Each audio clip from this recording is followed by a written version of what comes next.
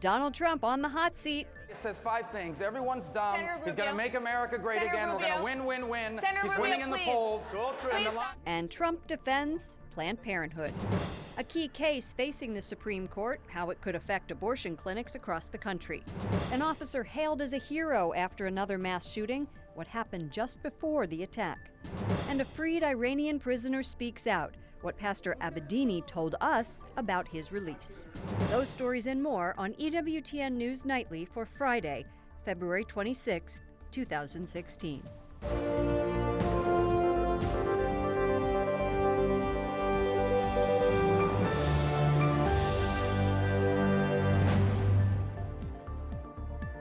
A wild presidential race heats up today as Donald Trump lands a major endorsement. Former presidential candidate Christie says Trump is the only presidential candidate who can beat Hillary Clinton in the general election. Good evening, and thank you for joining us. I'm Lauren Ashburn.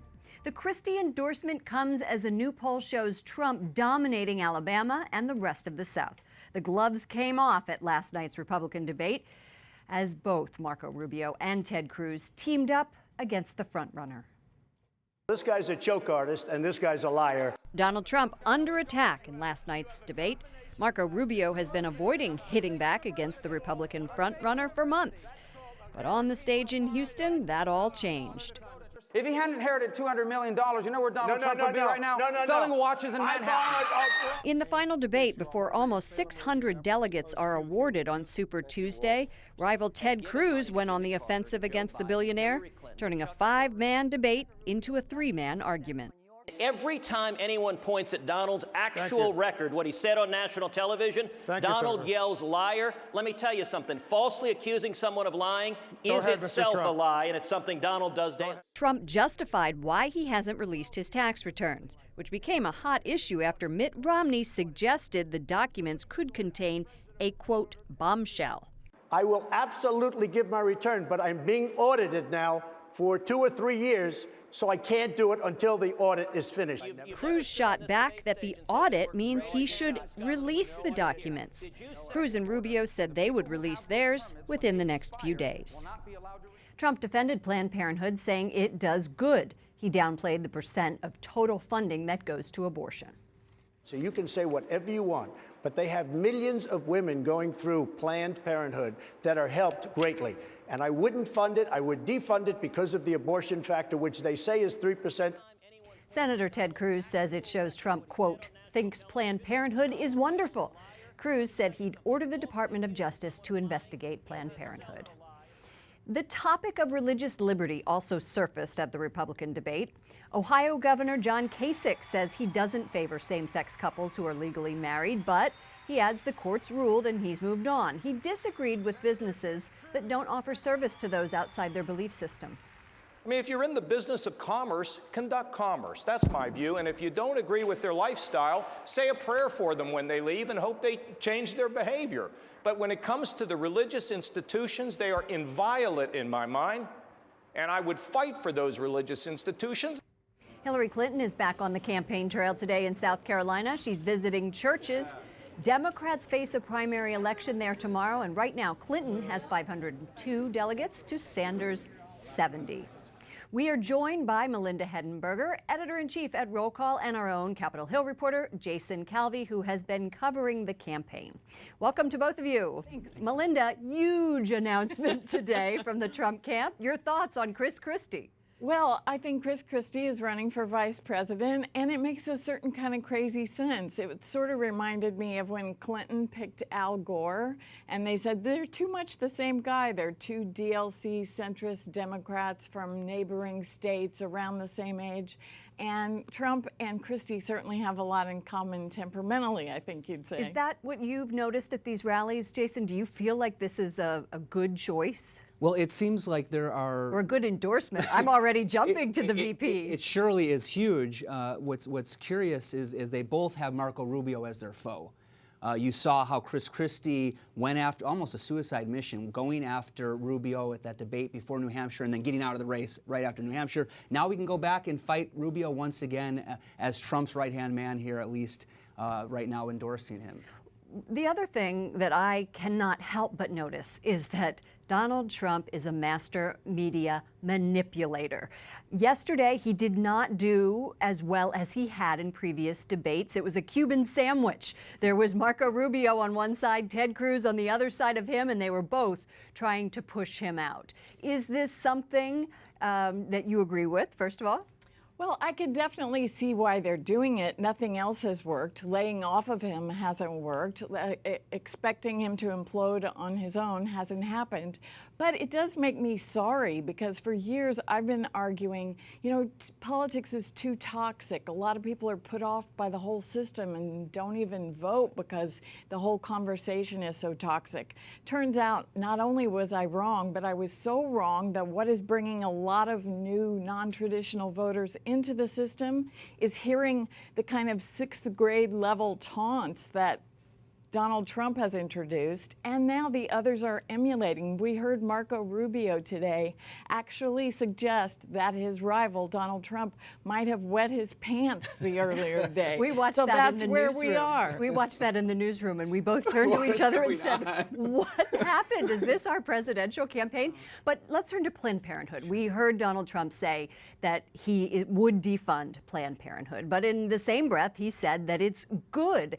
And to Melinda's point, it seems like people who are Catholics and evangelicals are also flocking to Trump despite this. I know we saw in the exit polls or the entrance polls in Nevada and in South Carolina that Trump won the evangelical vote.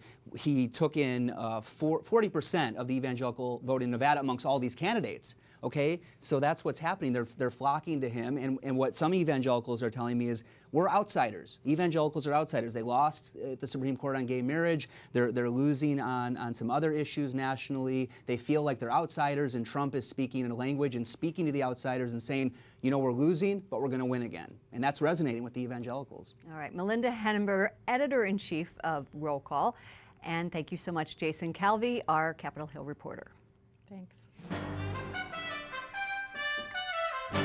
Other stories we're covering in today's world. A Kansas police officer is being hailed as a hero for killing a gunman who went on a shooting spree. The suspect has been identified as 38-year-old Cedric Ford. Investigators say he started shooting people about 90 minutes after he was served with a protection order. He killed 3 people and injured 18 others. Many of the victims worked with Ford at a lawnmower parts factory. This man was not going to stop shooting. The only reason he stopped shooting is because that officer stopped the shooter. The suspect had a history of arrests for car break-ins and parole violations. An appeals court decision today means a Florida abortion law can go into effect. It requires women to wait 24 hours before getting an abortion. Priests for Life Executive Director Janet Morana says other states' waiting periods have helped women choose life. And pro-life advocates will be keeping a close eye on the Supreme Court next week. Justices are taking up a Texas lawsuit that some are calling the biggest abortion case of the decade. Wyatt Goolsby joins us with more from the Supreme Court. Wyatt? Yeah, Lauren, on Wednesday, justices will hear oral arguments in what is being described as a landmark case. Why? Because it could potentially reverse state abortion laws already in place. Supporters of Whole Woman's Health of San Antonio say they're fighting back against what they call an unconstitutional state law. In Texas, doctors at abortion clinics must have admitting privileges at local hospitals, and clinics must have the same standards as ambulatory surgical centers. Those backing the clinic say it puts an unprecedented burden on abortion providers. But pro-lifers say Texas could be a case study in how to better advocate for the unborn. A push for new laws at the state level in recent years appears to be working. According to a Bloomberg study released this week, abortion clinics have been closing at the fastest annual pace on record. They say since 2011, 162 clinics have closed across the country. At the same time, only 21 clinics opened. Bloomberg lists several reasons why, including legislation, business decisions, unavailable doctors, and a hostile climate. We're actually really thankful that conditions have changed to the extent that we can see this many abortion clinic closures. Cheryl Sullinger is with Operation Rescue, a pro-life Christian group based in Kansas, which has been studying the trend for years. She says more people are aware of problems behind abortion clinics, like the case against Kermit Gosnell, who performed dozens of illegal abortions, and the recent undercover Planned Parenthood videos discussing the sale of baby body parts. Szeltner hopes the trend continues. When I first started in the pro-life movement in 1984, abortion clinics were opening. They were not closing. And the thought of an abortion clinic closing was just something we could only dream about. And now, today, we're seeing them close at unprecedented rates. Pro-life groups from across the country plan on being here Wednesday to make their voices heard. Lauren?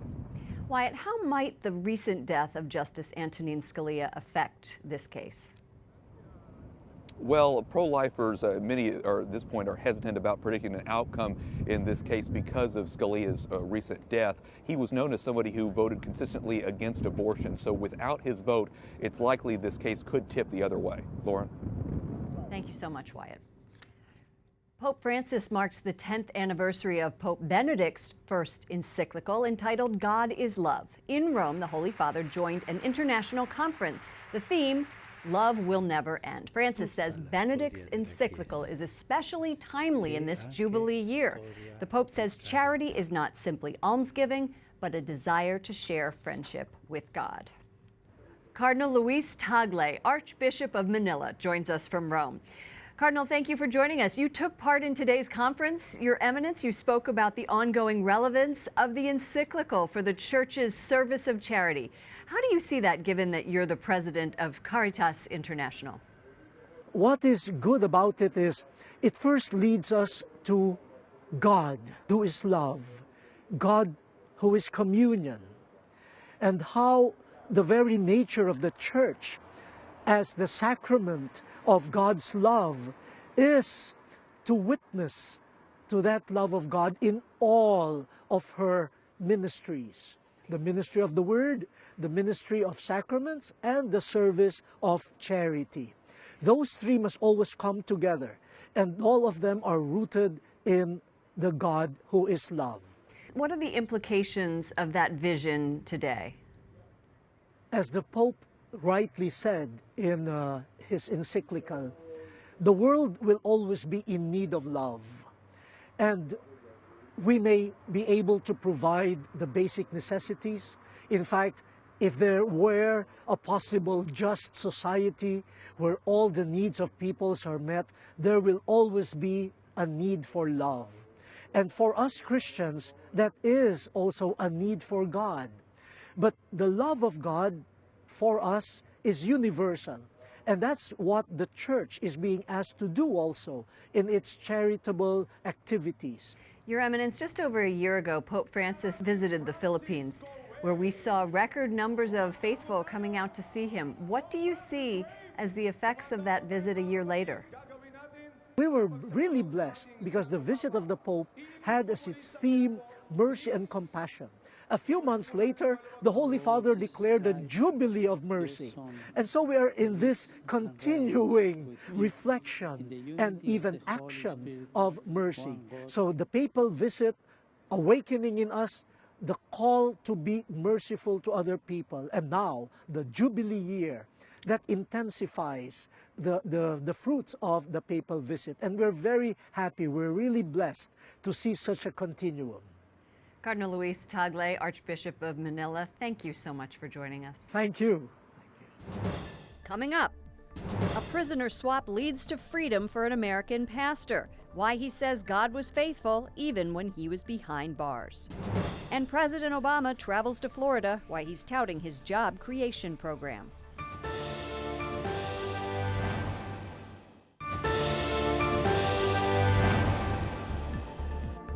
Thank you for joining us this evening. I'm Lauren Ashburn. After spending nearly 4 years in an Iranian prison, a pastor jailed for his faith tells U.S. lawmakers thank you for their role in his release. Pastor Saeed Abedini arrived back in the U.S. last month following a prisoner swap deal. Catherine Szeltner caught up with him at a ceremony at the Capitol. It's wonderful. Nothing is like being at home. He was jailed for his faith, but Pastor Saeed Abedini is now free to preach. I was so humbled to hear that so many children all around the world, they prayed for me. And it was like, what a faithful God we have. Pastor Abedini, he wanted to say thank you to so many members of Congress who had stood with him and for him and prayed for him and written letters, did everything we could. Representative Robert Pittenger organized a private reception yesterday so Abedini could thank more than 20 congressmen, including Speaker of the House Paul Ryan and Tennessee Representative Diane Black. It was so delightful. It almost felt surreal. We've been praying for him. We've been thinking about him. We've been talking about him. But the woman who's been the most vocal about Saeed's case is his wife, Nagma. My husband is suffering because he's a Christian. He's suffering because he's an American. She advocated for her husband's release since his capture. So Saeed's supporters were surprised when Nagma filed for legal separation the same day her husband returned home, citing marital abuse. When asked about the allegations, the father of two had this to say. My children, my wife, they all went to this hardship time, so it was really hard for them, So because of that, I call them my heroes. That's how they stand firm, still preaching the gospel and keeping their faith in any situation. Despite any troubles he's faced, Pastor Abedini knows one thing is certain. God is there and gonna, rescue us and gonna help us to handle every situation it's come to our life. I asked Pastor Abedini about the state of Christianity in Iran. He believes that Iranian people are very open to hearing the gospel, and there is opportunity to evangelize in the future. Lauren. Catherine, thank you very much. Long lines in Iran at polling places. It's the country's first election since reaching an international nuclear deal. Today's elections could decide whether Iranians back President Rouhani or side with hardliners more suspicious of the West. President Obama traveled to Florida today to tout his economic success. He says America is better off when he took office than when he took office 7 years ago. The president points to the success of his $760 billion economic stimulus bill, but critics say much of that money was wasted. A New Mexico bishop signed a petition asking the U.S. government to declare the persecutions of Christians genocide. Bishop Oscar Cantu is the head of the U.S. Conference of Catholic Bishops Committee for Justice and Peace. I think it helps to say, obviously it's not going to bring people who have died and suffered back, but it sends a message that we are watching and we are keeping tabs on the crimes that are committed, and no one should get away with impunity on these issues. A genocide declaration would prompt the international community to better protect Christians. And a new report called the Dirty Dozen List calls out businesses and organizations for contributing to sexual exploitation in America.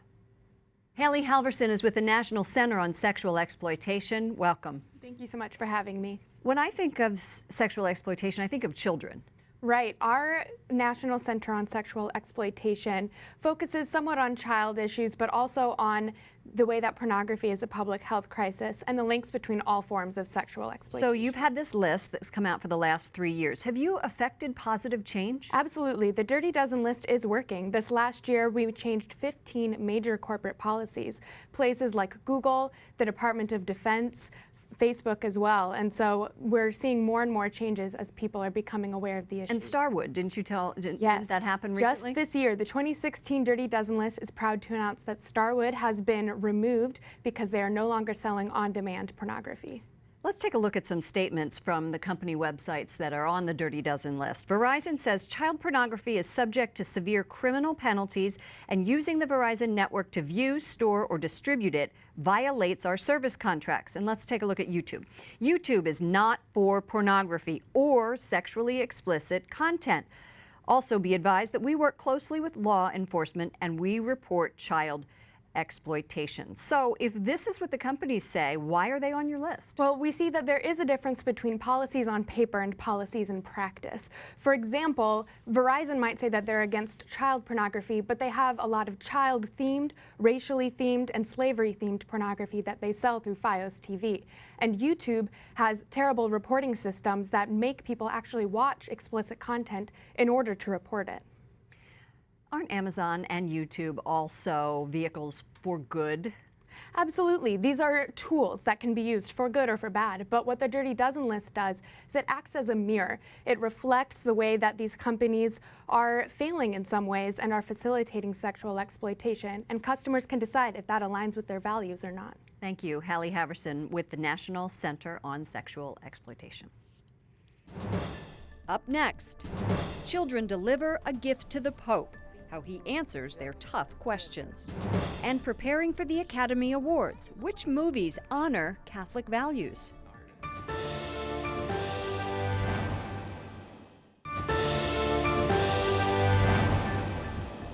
Thank you for joining us this evening. I'm Lauren Ashburn. Another tech company leader meets with Pope Francis in Rome. Instagram founder Kevin Systrom says they, quote, spoke about the power of images to unite people across different cultures and languages. The heads of Google and Apple recently met with the Pope. Pope Francis also met with children authors from around the world. They wrote and illustrated a book called Dear Pope Francis. It's comprised of questions for him. The Holy Father said these questions were some of the most difficult he had ever been asked. 1 billion people will tune in this Sunday to see who's winning at the 88th Annual Academy Awards. Final preparations include rolling out that red carpet. The awards show will be hosted by Chris Rock. Now, 10 movies are nominated for Best Picture. This year, it includes 2 faith-based films. Joining us now is Stephen Greydanus. He's the film critic for our sister company, National Catholic Register. Welcome to the show. Thank you. How are faith and Catholicism represented in this year's Oscar nominations? We're coming up close on it. Yes, it's the Oscar Awards are on Sunday. This has been an amazing year for Catholic themes in the movies generally, from Will Smith's Concussion to The 33 starring Antonio Banderas. In the Best Picture race, we have 2 films with remarkable Catholic themes that put a very different face on the priesthood, one very negative and one very positive, but both worthwhile and important films. Tell us about those films. It's Spotlight and Brooklyn. Let's start with Spotlight. Spotlight is one of the 3 films that really has a good chance at winning the Best Picture. It documents the Boston Globe's uncovering of the clerical abuse cover-up scandal in the Boston Archdiocese. It's an extremely painful film to watch, but it does an honest job at showing the cultural system, not only in the Archdiocese in Boston, but in the larger community that allowed this abuse to go undetected for so long. And Brooklyn. Brooklyn is also up for Best Picture. Yes, starring Saoirse Ronan, who was nominated for Best Actress. Brooklyn is a movie that I wish we had so many more of. It's a film that finds drama not in great perversity or in great tragedy, but in the ordinary stuff of human life, love, and loss. It's not a Catholic film per se, but it does show the church and the priesthood doing what they're supposed to do in the community, being the salt of the earth. Are we losing the Catholic perspective and the faith perspective in movies now, comparing that to the 40s and the 50s? Christianity was a cultural given in the early part of the 20th century, and that has certainly eroded. Today, you get movies with faith themes if you have individual filmmakers that are interested in making them. An example that I'm looking forward to that will be opening later this year and that we may well be talking about at Oscar time next year is Martin Scorsese's Silence, about Jesuit missionaries in Japan. Stephen Greydanus, film critic, thank you so much for joining us. Thank you. It was good to be here. And follow us on Facebook and Twitter. You can follow me at Lauren Ashburn for all of the latest news. For the EWTN News Nightly team, including our executive producer, Susanna Pinto, I'm Lauren Ashburn. Good night and God bless.